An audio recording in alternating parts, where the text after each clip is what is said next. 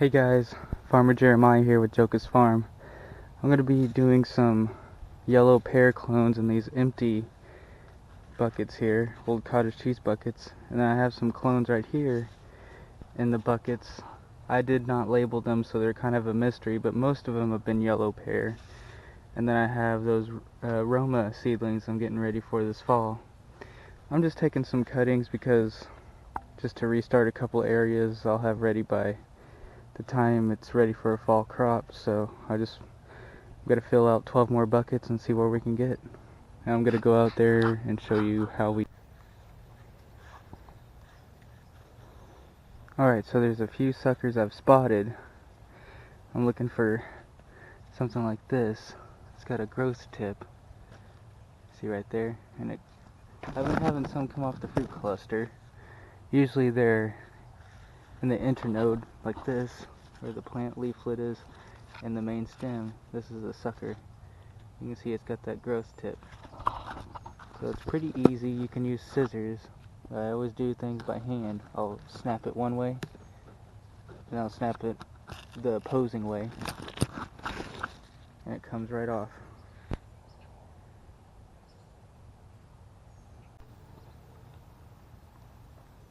Now here's a few suckers that we harvested that are going to make some great clones. So I kind of just trim them up a bit. So you got like a nice stem there that just stick into the pot. I usually try and get some nice healthy ones, and make sure that you water your soilless mix before you do this. It'll make it a lot easier. You can use rooting hormone on these, but I usually get pretty good success even without the rooting hormone. So we'll do the other ones.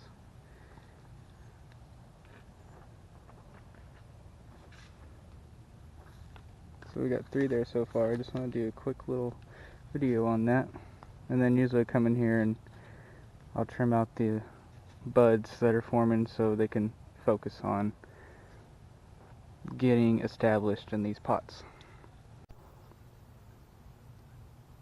Label and date. Yellow pear, YP. Okay, that's how you do it.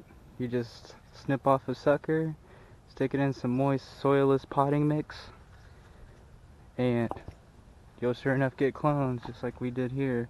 This one's not looking so sad, or looking pretty sad, but I think we might be able to get it to save. But this was done the same way, and it's starting to put roots on. We left a few open because I didn't have enough of the varieties I wanted to clone. We cloned a few Juliets too. So we're just mainly doing the yellow pears and Juliets. So, thanks for tuning in.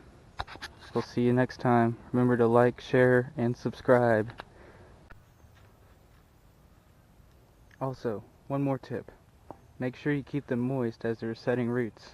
If you let them dry out, they probably won't make it. They'll start to kind of get floppy and not look too happy, but as long as you keep them moist and just watch over them, they usually make it. Sometimes they don't, but just keep trying. Alright, see ya. Hey guys, Farmer Jeremiah here with Jocus Farm.